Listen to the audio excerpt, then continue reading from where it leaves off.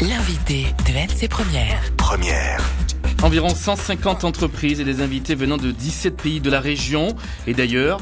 Le Pacific Business Forum a débuté hier à Nouméa. Jusqu'à samedi, tout ce monde s'appliquera à trouver les moyens pour stimuler le réseau économique de la région et créer des opportunités de dialogue. Bonjour Chérif Alinossier. Bonjour. Vous êtes la présidente de la CGPME et présidente du Pacific Business Forum. Vous voulez donc dynamiser les échanges avec les pays de la région. Oui, tout à fait. C'est quelque chose qu'on a déjà commencé il y a quelques temps. L'initiative, c'était la RPPS, la représentation patronale du Pacifique Sud, avec la Polynésie française, la Nouvelle-Calédonie et bientôt, j'espère, Wallis et Futuna. Donc, c'était les pays francophones de la zone Pacifique.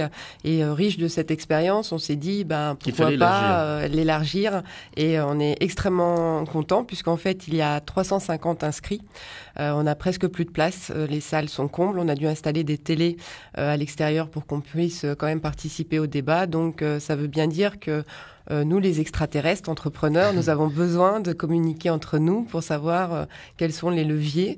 Et pour la conjoncture économique en Nouvelle-Calédonie, c'est une vraie opportunité. Ça nous remet du baume au cœur et ça nous permet de se dire qu'il y a encore des leviers de croissance et des entreprises à créer, de l'innovation à faire. Vous expliquez ce succès parce qu'aujourd'hui, vous comprenez l'importance de vous diversifier. Les entreprises comprennent cette importance. Alors en fait, nous, on l'a toujours dit puisque la CGPME, c'est des petites et très petites entreprises. Et nous sommes pas la mine, etc., qui a été zoomée pendant toutes ces années en Nouvelle-Calédonie. C'est vrai qu'on vivait de la mine, du nickel, etc. On s'est pas trop posé de questions autres aujourd'hui. Enfin, ce qu'on disait depuis longtemps déjà, il y a plus de 10 ans, c'est qu'effectivement, il faut trouver d'autres leviers de croissance et d'autres entreprises. Mais aujourd'hui, le train n'est en marche qu'aujourd'hui, que maintenant. Ah, nous, on travaille de fond depuis très longtemps avec les échanges qu'on a pu avoir quand on est parti en Europe, en métropole.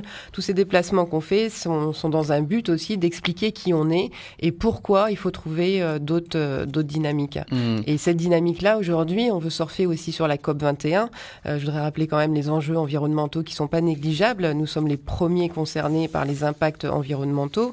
Ça veut dire qu'il faut aussi initier des idées dans les entrepreneurs, de trouver des moyens de protéger notre planète, parce que c'est bien qu'il y ait 150 pays qui signent, qui sont signataires ou un peu plus, 165 de mémoire, mais nous sommes où dans le dispositif et comment on peut accompagner ces entrepreneurs à les orienter vers des initiatives de développement durable. Oui, et vous parliez des enjeux environnementaux. Je crois qu'il y a une visioconférence avec un économiste réputé et il est extraordinaire, qui s'appelle Jérémy Rifkin et il nous parle de la troisième. Il va vous parler du moins de la troisième révolution industrielle. De quoi s'agit-il exactement? Tout à fait. En fait, on est très honorés. C'est quelqu'un qui est très courtisé au niveau des pays, au niveau mondial, parce qu'il lance justement cette idée de réfléchir différemment. On sait que les énergies fossiles, c'est terminé, ou quasi terminé, le pétrole, etc.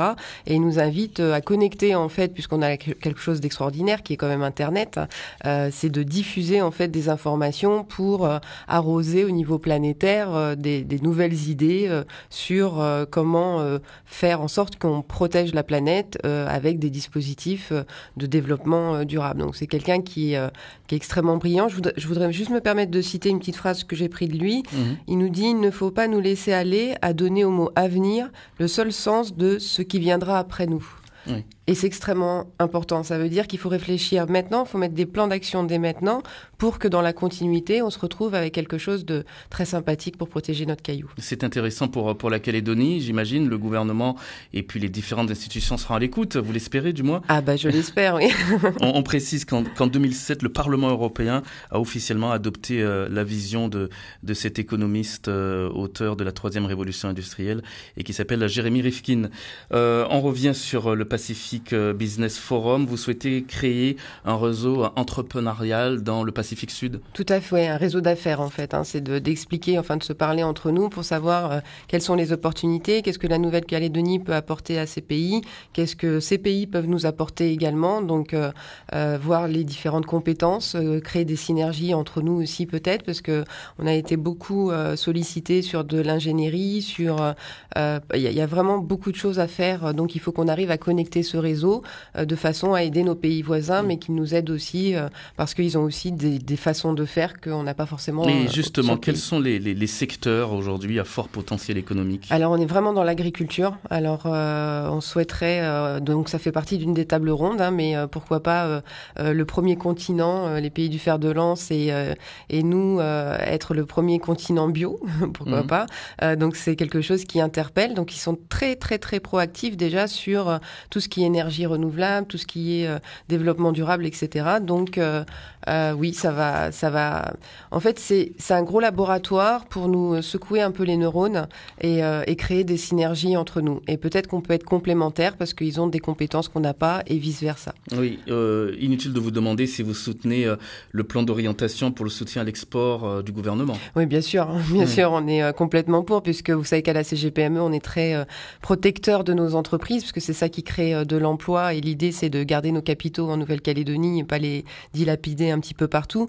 Donc, nous, on dit qu'effectivement, il faut créer cet équilibre. Alors, je voudrais juste reformuler, mais on ne dit pas qu'il n'y a pas d'import à faire. C'est créer un équilibre entre l'import et l'export. Mais c'est sûr qu'on gagnera plus d'argent en Nouvelle-Calédonie si on exporte nos produits que si on fait que importer. Et exporter, c'est pas forcément que de la matière, c'est aussi du savoir-faire. Et on sait faire plein de choses. En octobre dernier, une délégation calédonienne a multiplié les rencontres en Australie, beaucoup de rencontres aussi en Nouvelle-Zélande. Le président du gouvernement, Philippe Germain, disait qu'il y avait des obstacles à lever pour pouvoir justement créer ce réseau avec nos voisins australiens. Il parlait d'une forme de collaboration qui serait idéale, qu'on appelle la joint venture, ou plutôt la co-entreprise peut-être oui, en voilà, français. C'est ça, de la co-entreprise, parce qu'en même temps, on peut pas non plus ouvrir les vannes en disant venez tous vous installer en Nouvelle-Calédonie, perdre nos emplois, etc.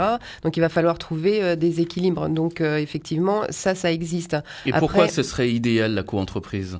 La co-entreprise, parce que nous manquons peut-être d'expérience et d'expertise sur certaines thématiques qu'on pourrait avoir en apport de connaissances, et à l'inverse, nous, on pourrait apporter aussi une certaine compétence et un savoir-faire. Il va falloir qu'on soit vigilant en fait à ces équilibres. Mais il n'y a pas que ça, en fait. Il y a plein de freins qui vont exister. On a parlé des visas, on a parlé il y a plein de choses qui sont sorties en fait de ce forum et qui vont nous montrer en fait les problématiques surtout administratives. On pourra lever ces freins?